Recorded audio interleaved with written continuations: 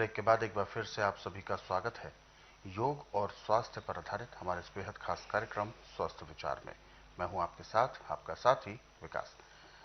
दर्शकों, स्वस्थ विचार एक ऐसा कार्यक्रम है जिसमें रोगों को आपके जीवन से दूर रखने के नायाब तरीके बताए जाते हैं। एक ऐसा कार्यक्रम है जिसके माध्यम से हम आपके अंदर जागरूकता लेकर आने का प्रयास करते हैं ताकि 24 घंटे के अपने दिन में और जब आप व्यस्त दिनचर्या में हो तो आप कुछ ऐसी चीजें अपने दिनचर्या में शामिल कर लें जो कि अलग से समय भी नहीं लेंगी और आपको बिल्कुल प्रोटेक्ट करती रहेंगी, आपको सुरक्षित रखेंगी हर प्रकार के रोगों से, हर प्रकार के शारीरिक कष्टों से। अपनी प्रतिरोधक क्षमता को हमें मजबूत रखना है। इसके लिए हमारे शरीर के अंदर सभी प्रकार के जो खनिज हैं, मिनरल्स जितने भी हैं, उनका भरपूर होना बहुत जरूरी है। और कौन कौन से मिनरल्स किस किस चीज से मिलते हैं, ये जानकारी आप तक होनी चाहिए। ऐसे ही एक विषय पर हम आज के इस कार्यक्रम में चर्चा करेंगे।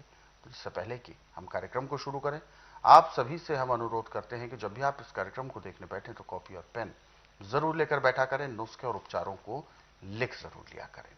तो चलिए शुरू करते हैं आज के मुख्य विषय पर चर्चा। गुरुजी, आज के इस अंक में हम बात करेंगे एक ऐसे खनिज के बारे में जिसे लवण कहा जाता है, यानी नमक। इसको केमिकल जो साइंस की भाषा में सोडियम के नाम से भी जाना जाता है। सबसे पहले तो मैं जानना चाहूंगा कि नमक की महत्वता हमारे जीवन में क्या है, क्या काम है नमक का हमारे जीवन में, हमारे शरीर के लिए, और नमक क्यों जरूरी है। केवल क्या ये स्वाद की चीज है या वास्तव में कोई खनिज तत्व और महत्वपूर्ण चीज है। देखिए, जैसे कण कण में भगवान है, ऐसे कण कण में नमक भी है। अच्छा, हर चीज में नमक जी। आप मैदान से लेके पहाड़ों तक जाएं, हर जगह आपको नमक मिलेगा। आप जो भी चीज खाते पीते सब में नमक है। अच्छा। उदाहरण के तौर पे दूध के अंदर नमक है। अच्छा। दही के अंदर नमक है। फलों के अंदर नमक है। और समुद्र के पानी से लेके पहाड़ों तक हर जगह नमक है। अच्छा। परंतु उसकी रेशा हर जगह कम ज्यादा है। अब जैसे गन्ना बहुत मीठा होता है, परंतु ऊपर की जो उसकी 3 पोरियां होती हैं उनमें नमक होता है। अच्छा, मतलब गन्ना चूंकि मिठास से भरा होता है, क्या उसमें भी नमक पाया जाता है? ऊपर की 3 पोरियां जो होती हैं हाँ गन्ने हाँ की, हाँ। उनमें भी नमक होता है। अच्छा। और ये नमक हर जर्रे में, पेड़ पौधों में भी नमक है। अच्छा। ऐसे भी आपको पेड़ मिलेंगे जिनका यदि आप रस चूसते हैं तो उससे भी नमकीन आएगा। संसार का ऐसा कोई कोना नहीं है जहां नमक का प्रभाव नहीं है। और बर्फ को भी जमाने के लिए नमक प्रयोग में लाना पड़ता है। हाँ, ये प्रयोग एक है, ऐसा देखा हुआ है। और नमक पानी भी बनता है और नमक सुखाता भी है। अब आप कभी भी प्रैक्टिकल करना है,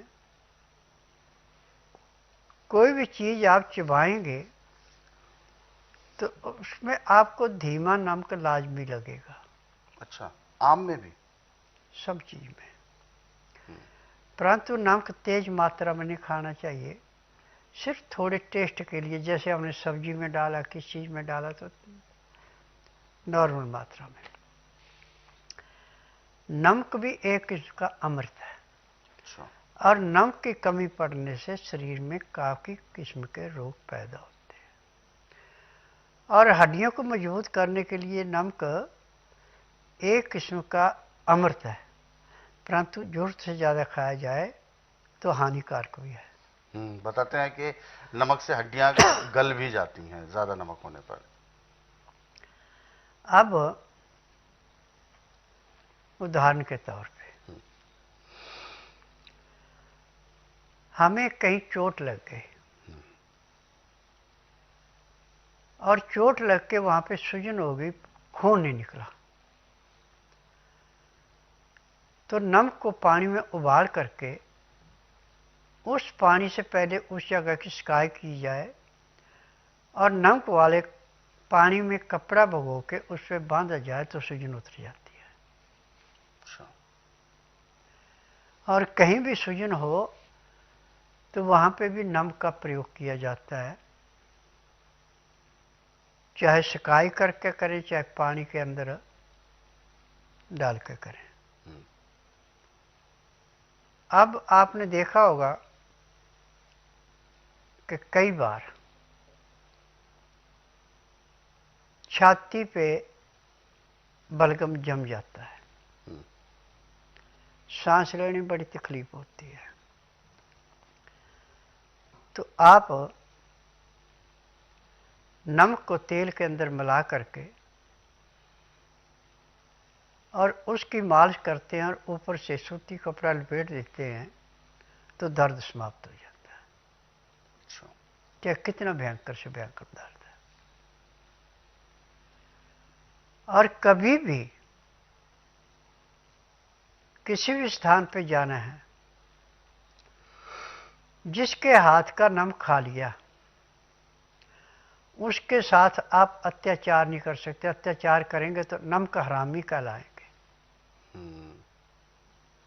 कहावत भी है। हाँ, और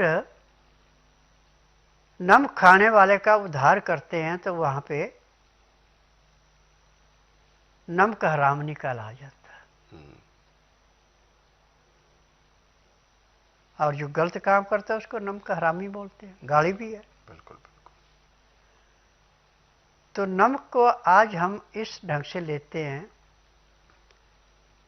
कि खान पान में एक तो आपका खाना बड़ी जल्दी पिचाता है लिमिट से, और सबसे बड़ा उपकार है इसका कि यदि नमक को आप नॉर्मल मात्रा में खा रहे हैं तो आपके पैर के तलुए से सिर के बाल तक का वात पित्त कफ तीनों का संतुलन बराबर बना रहता है। अच्छा। उसमें भी लाभदायक है। और आपने देखा होगा कभी हाथ पांव कट जाता है और कई मुंह में डाल के उस खून को चूसते हैं तो भी नमकीन है। अच्छा। हाँ बिल्कुल, नमक खून में भी महसूस होता ही है। हाँ, अब ये नमक जो है, अब आपको और सबसे बड़ी बात बताएं कि आप पेशाब करते हैं, और सबसे बड़ी बात बताएं कि आप पेशाब करते हैं, आप किसी बर्तन में पेशाब करना शुरू कर दो और सुबह का पेशाब शाम तक रहे, शाम का किया हुआ सुबह तक रहे, आप उससे आप जब उस बर्तन से निकालेंगे तो आपको देखेगा कि जिस बर्तन में आपने पेशाब किया था उसमें दाने दाने से खड़े हो गए। जब उनको धोएंगे तो दाने फिर पिघल जाएंगे। अच्छा। पेशाब में नमक निकलता है, फालतू जो नमक शरीर में है वो पेशाब के द्वारा निकल जाता है। वो निकल जाता है। और ये आंखों में भी रामबाण है। अच्छा। परंतु आंखों में रामबाण कैसे है कि सिंधे नमक को आप पानी में घोल करके उस पानी को छान करके और आपकी आंख दुखनी आई है और उस पानी के गुनगुने के छिट्टे आंखों में मारते हैं तो आंखों की सूजन खत्म हो जाती है और आंखें जल्दी साफ हो जाती हैं। ये भी नमक की देन है। तो जैसे कण कण में भगवान है ऐसे कण कण में नमक भी है। नमक और भगवान दोनों एक तराजू में बैठे हुए हैं।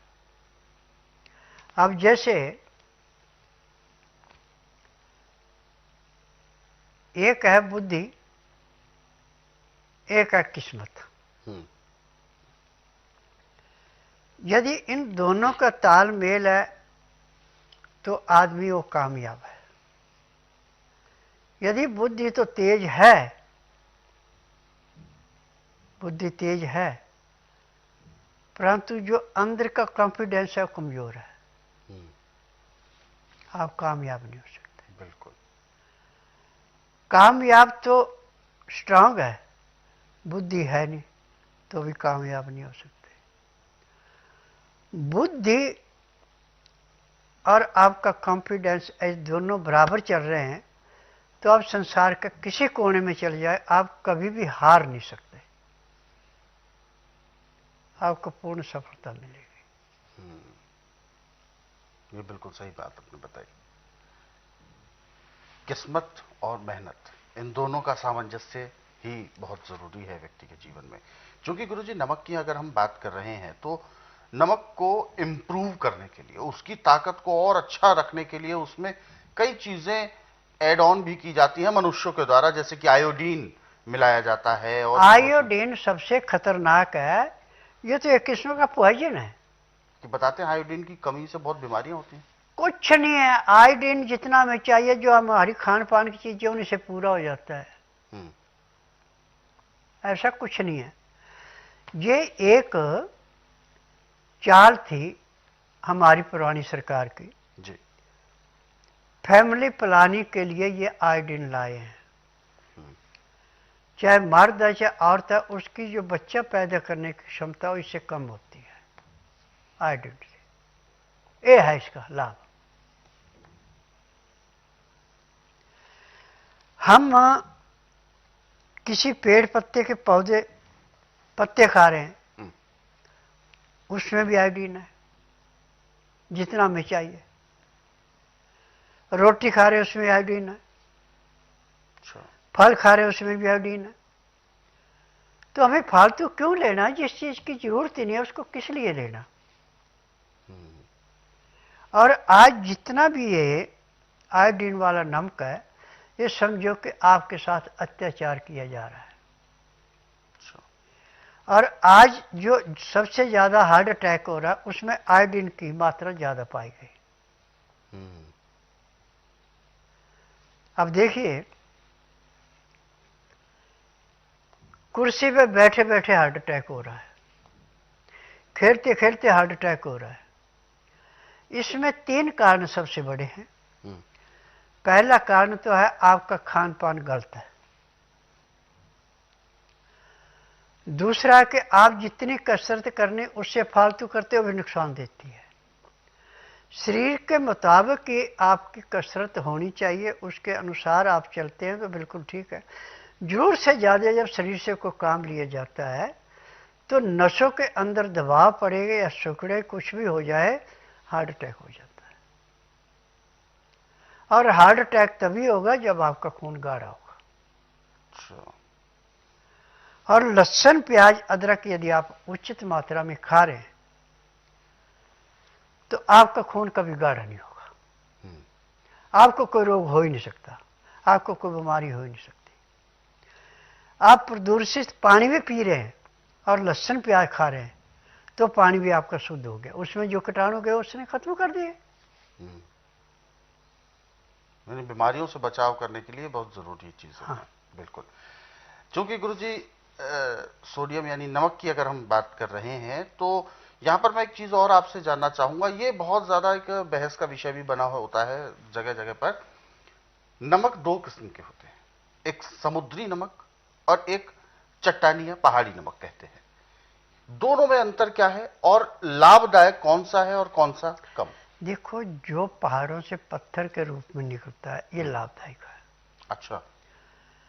और जो समुद्र से निकलता है पहाड़ों का, इसका जो चूरा होता है दोनों को बराबर मात्रा में मिला के उसमें मसाला बना के फिर इसको मिट्टी के बर्तन में उबाल करके तो उसको काला नमक बोलते हैं। उसके अंदर गुण हैं। समुद्री नमक को पता नहीं कितने जीवों का उसके अंदर अर्क है, वो सारा कुछ है। यदि उसको लाके हम भूनते हैं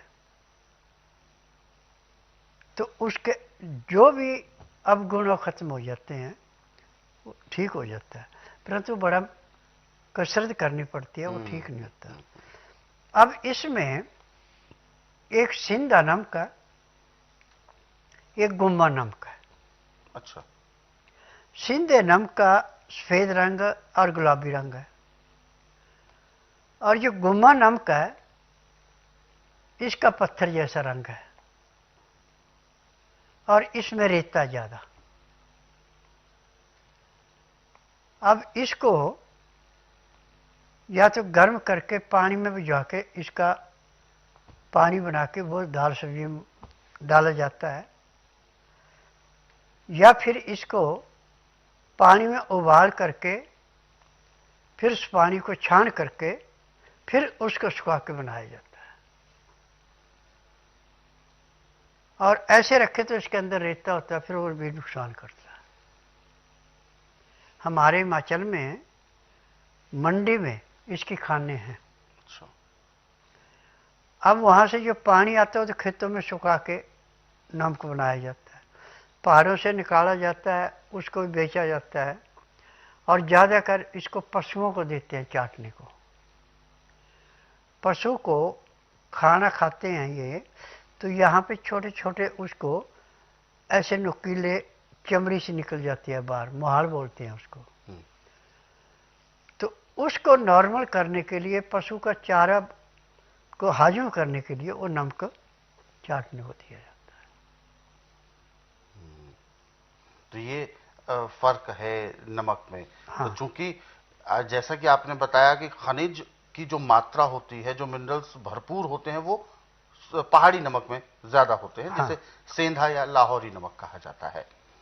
बिल्कुल। तो समुद्री नमक से हमें थोड़ा सा परहेज करना चाहिए, ऐसा है। हाँ, बिल्कुल।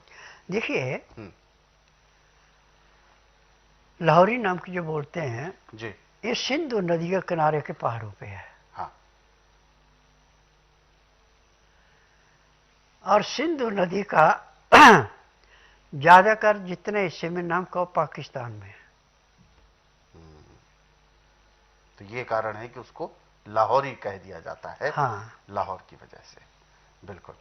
तो गुरु जी, ये जो नमक की जो प्रोसेस है, जैसा कि आपने बताया, तो क्या अगर ये पहाड़ी नमक, हमने क्योंकि बहुत सारे नमक में ऐसा देखा है डेले जैसा होता है, पत्थर की तरह। पत्थर ही होता है, पत्थर। हाँ, हाँ। हाँ।